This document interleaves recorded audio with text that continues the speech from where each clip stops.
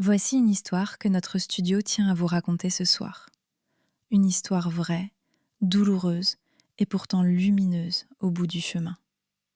Je m'appelle Chloé et je vais vous raconter le jour où j'ai compris que ma mère ne m'avait jamais vraiment vue. Pas le jour où elle a oublié mon anniversaire. Pas le jour où elle a préféré partir en week-end avec son nouveau mari plutôt que d'assister à ma remise de diplôme de 3e. Non. Le jour dont je parle, c'était un mardi de septembre, 11h du matin, terminal 2 de l'aéroport de Lyon. Et elle tirait sa valise Dior comme si le sol sous ses pieds lui appartenait, sans se retourner, sans ralentir, sans me regarder. J'avais 15 ans, un sac de sport bleu marine sur l'épaule, 40 et quelques euros dans la poche de mon jean, et absolument personne autour de moi qui savait que j'existais.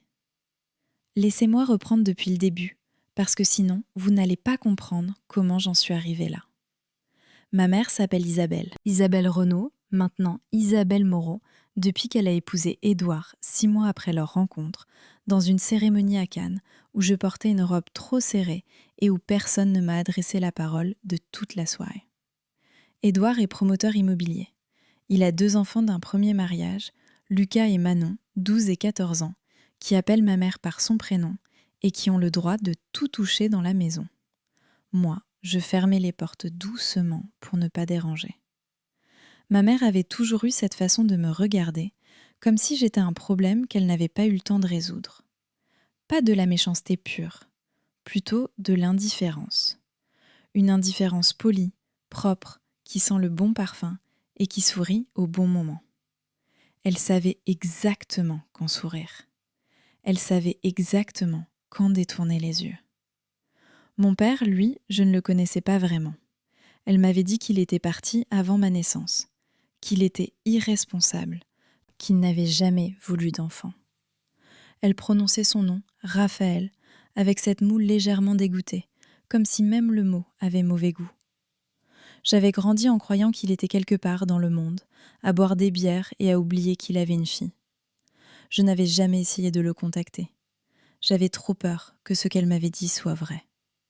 Ce matin-là, en septembre, on partait tous ensemble à Barcelone. Ma mère, Édouard, Lucas, Manon et moi. Enfin, c'est ce que je croyais. On était arrivés à l'aéroport tôt, il faisait encore frais, la lumière était grise et les cafés venaient d'ouvrir.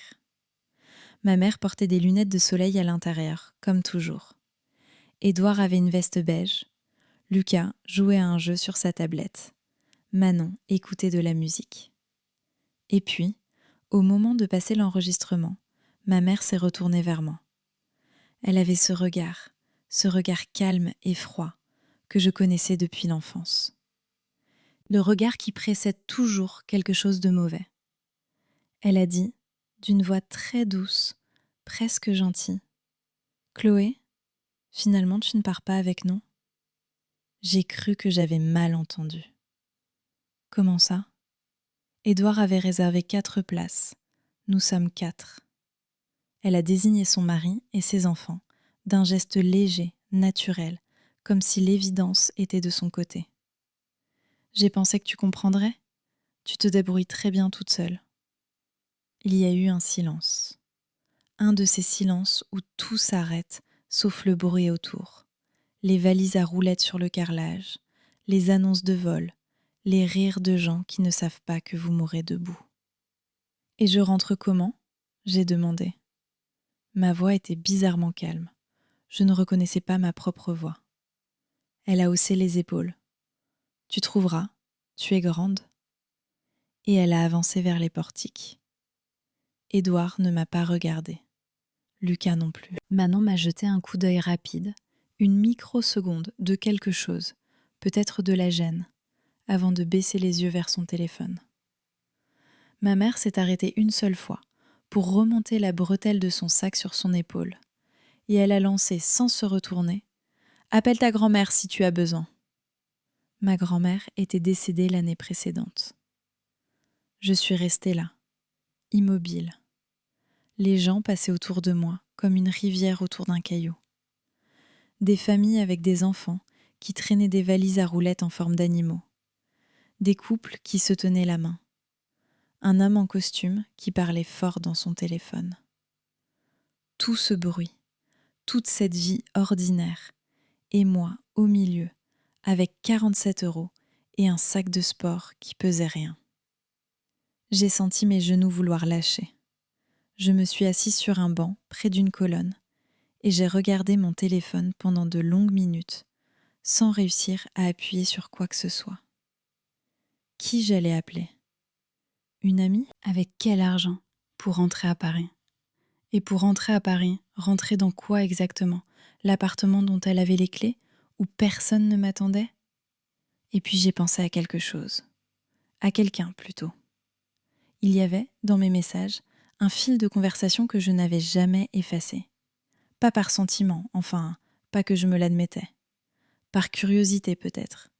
Ou par une sorte d'instinct étrange, ce truc qu'on garde sans savoir pourquoi et qui finit par servir un jour.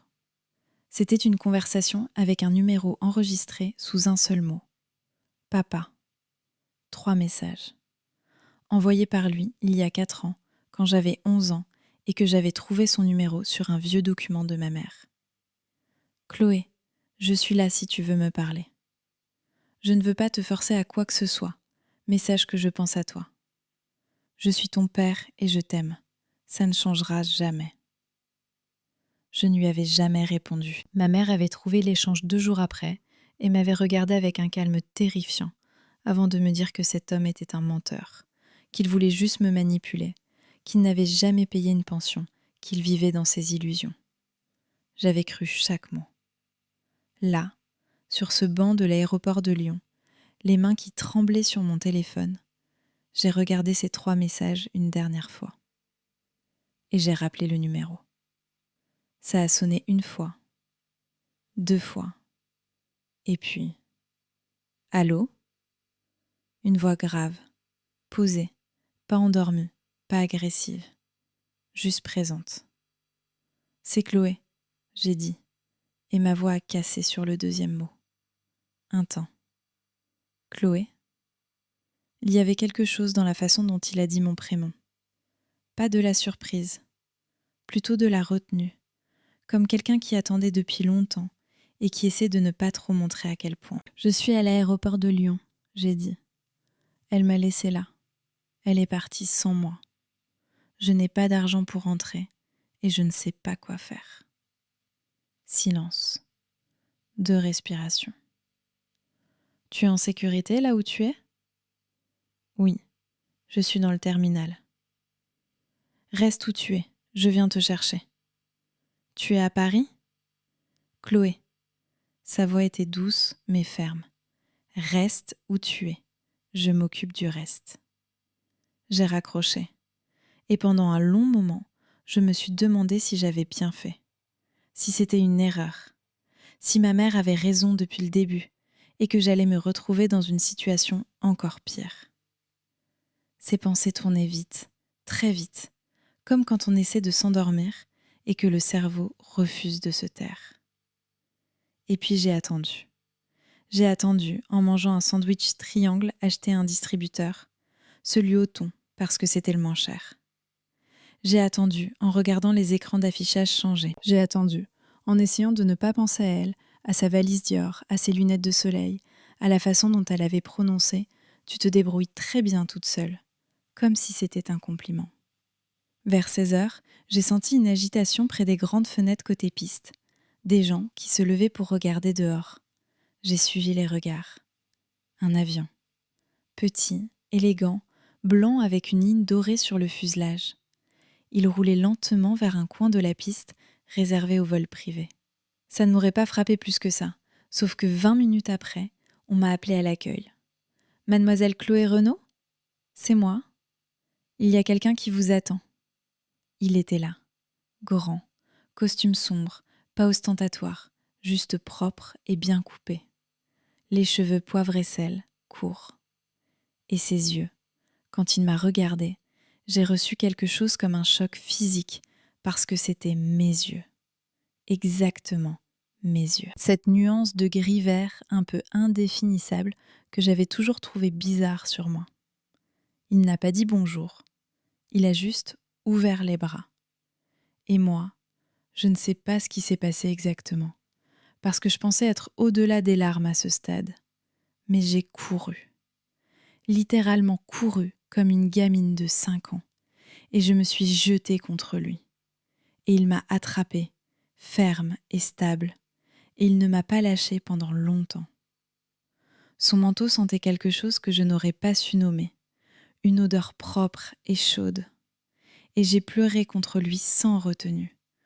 Toutes les larmes que j'avais retenues depuis le matin, depuis des mois, depuis des années peut-être. Je suis là, il a dit simplement. C'est fini. Dans l'avion, je ne savais pas où regarder. Tout était silencieux et discret. Rien d'excessif.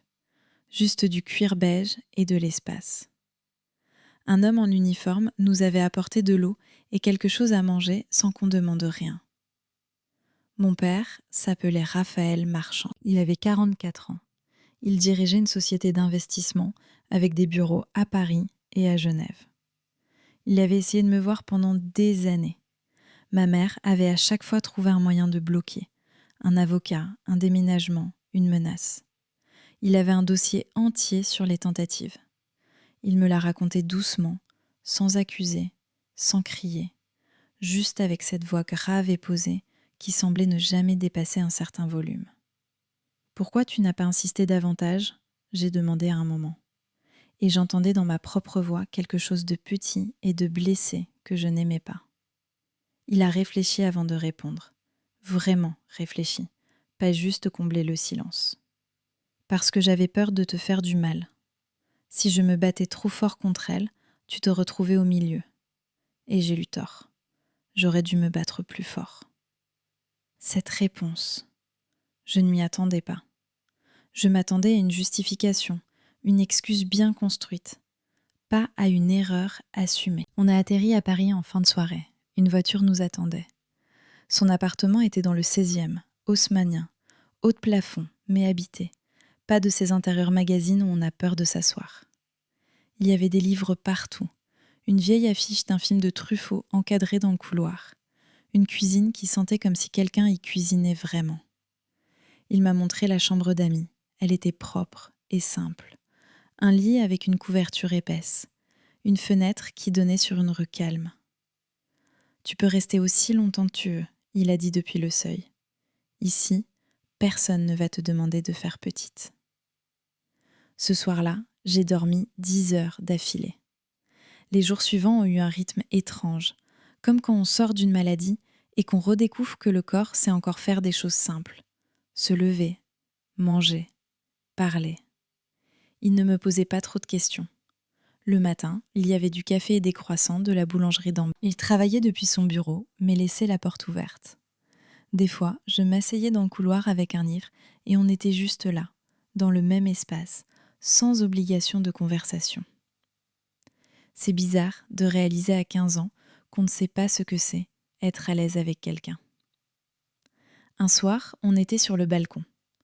Paris en bas, les lumières commençaient à s'allumer, une par une. « Elle t'a dit que je ne t'avais jamais voulu ?» il a dit. Pas une question. « Oui. » « Et tu l'as cru ?» J'ai réfléchi honnêtement. Je voulais ne pas le croire, mais elle disait ça depuis si longtemps. Il a regardé la rue en bas pendant un moment.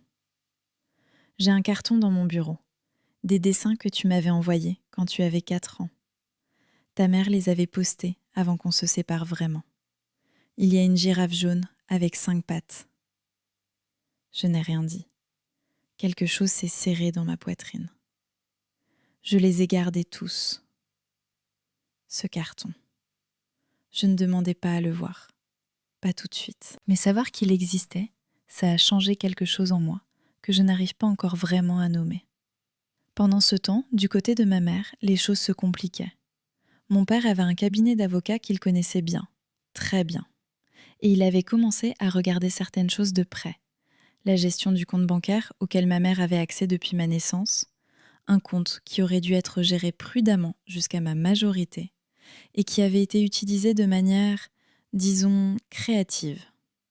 Des transferts vers des comptes communs avec Édouard, des dépenses que personne n'avait autorisées. Il m'a expliqué ça calmement, un matin, autour de la table de la cuisine. Ce n'est pas une vengeance, il a dit en posant sa tasse. C'est une correction. Ce qui t'appartient doit t'appartenir. Et l'appartement, j'ai demandé, parce que j'avais compris qu'il y avait quelque chose là aussi. L'appartement était à mon nom depuis le début, elle le savait. Les avocats ont envoyé les documents. J'ai soufflé lentement. Elle va devenir folle. Il a souri, un tout petit sourire, discret. Elle va devenir très occupée. La vérité, c'est que je n'avais pas demandé tout ça. Je ne lui avais pas dit « venge-moi ». Je lui avais juste demandé de l'aide. Mais en regardant ce qui se déroulait, je me suis rendu compte que certaines choses méritaient d'être remises à leur place. Pas par colère, par justice peut-être, ou juste par réalité. Elle a appelé 3 semaines après. J'étais en train de lire dans le salon quand mon téléphone a vibré, son numéro. Je l'ai regardé sonner 2 fois avant de décrocher. Chloé ? Sa voix était différente, moins polie, quelque chose de crispé dessous. Oui ? Où tu es ? À Paris.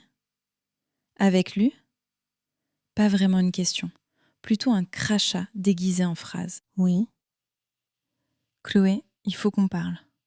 Ce qui s'est passé à l'aéroport, j'avais pensé que tu comprendrais que tu m'as laissé dans un aéroport avec 47 €. Silence. Ce n'était pas le bon moment pour « tu m'as laissé seule, à 15 ans, et tu es partie en vacances ». Chloé, tu exagères. Ce mot, exagère. Ce mot que j'avais entendu toute mon enfance, chaque fois que je me plaignais de quelque chose. Tu exagères, tu es trop sensible, tu dramatises. Les avocats ont trouvé des choses intéressantes dans les comptes, j'ai dit. Ma voix était calme. Même moi, j'étais surprise de mon propre calme. Un long silence. Qu'est-ce que tu racontes ? Tu as utilisé mon argent, maman, pendant des années. C'est lui qui te dit ça. Il te manipule, Chloé, il... Non. Je n'ai pas haussé le ton. Je n'en avais pas besoin. Tu m'as laissée seule et tu pensais que ça s'arrêterait là. Ça ne s'arrête pas là. L'appartement, c'est ma maison. C'était son appartement depuis le début. Chloé, si tu... Elle a changé de ton. Plus doux maintenant. Ce ton que j'avais tellement connu. Le ton de la réconciliation calculée. Ma chérie, on peut arranger ça. Tu rentres, on m'en parle. Je suis ta mère. Et là, j'ai regardé par la fenêtre du salon. Paris, le ciel gris de novembre. Un pigeon sur le rebord de la fenêtre d'en face. Oui, j'ai dit doucement. Tu es ma mère. Juste ça. Et j'ai raccroché. Je suis restée un moment avec le téléphone dans la main. Mon père était apparu dans l'encadrement de la porte de son bureau, silencieux. Il avait dû entendre. Il n'a rien dit. Il m'a juste regardé, avec ce regard qui ne demandait rien, mais qui était là, complètement là. « Ça va ?» il a demandé. « Je crois, oui. » Il a hoché la tête et il est retourné dans son bureau. Et c'était suffisant. Les semaines ont continué. J'ai changé de lycée, un établissement dans le 16e où personne ne savait encore qui j'étais et où j'ai découvert que recommencer avait quelque chose de possible. Mon père avait repris contact avec une psychologue qu'il connaissait. Il m'avait demandé si je voulais la voir, sans insister, juste proposer. J'avais dit oui après avoir hésité 2 jours. Cette femme s'appelait Nathalie. Elle avait un bureau rue de Passy avec des fauteuils confortables et une façon d'écouter qui ne ressemblait à rien de ce que j'avais connu. Elle ne comblait pas les silences pour me mettre à l'aise. Elle laissait les silences exister. La première fois, j'avais passé 20 minutes à lui parler de tout sauf de ma mère. Et puis elle avait dit, tranquillement, « Et elle ?»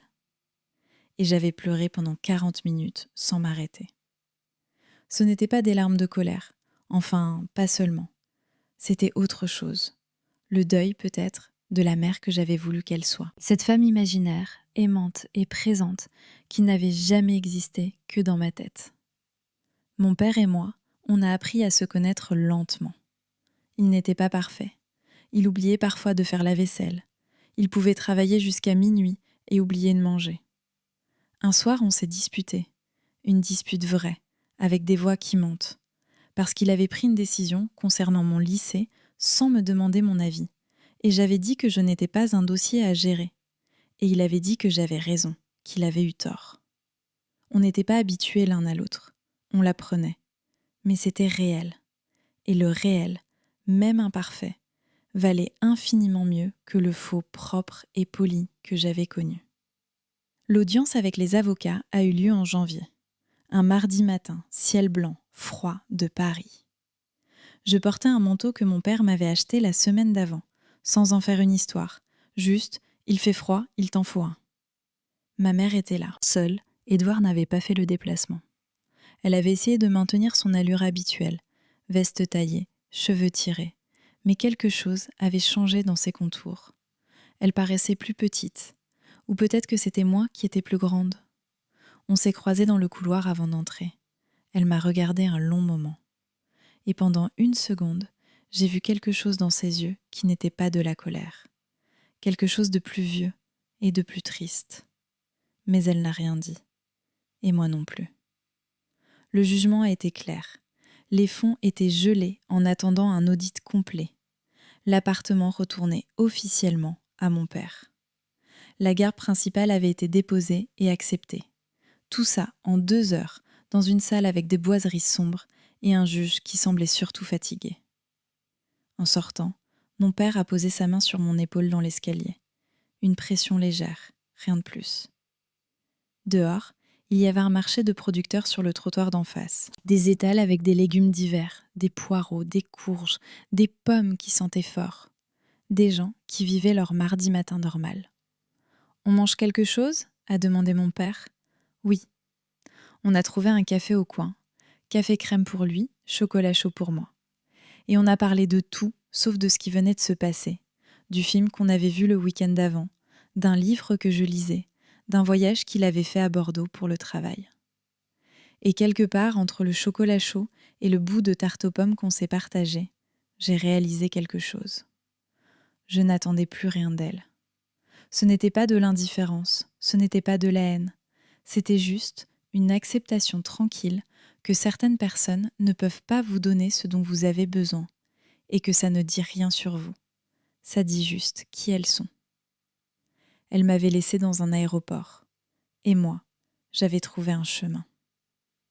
Il m'arrive encore de penser à ce matin de septembre. Le bruit des valises, l'odeur de café refroidi du terminal, les 47 € dans ma poche. Ce moment où tout m'a semblé s'effondrer. Je me demande parfois ce qui se serait passé si je n'avais pas rappelé ce numéro. Si j'avais eu trop peur.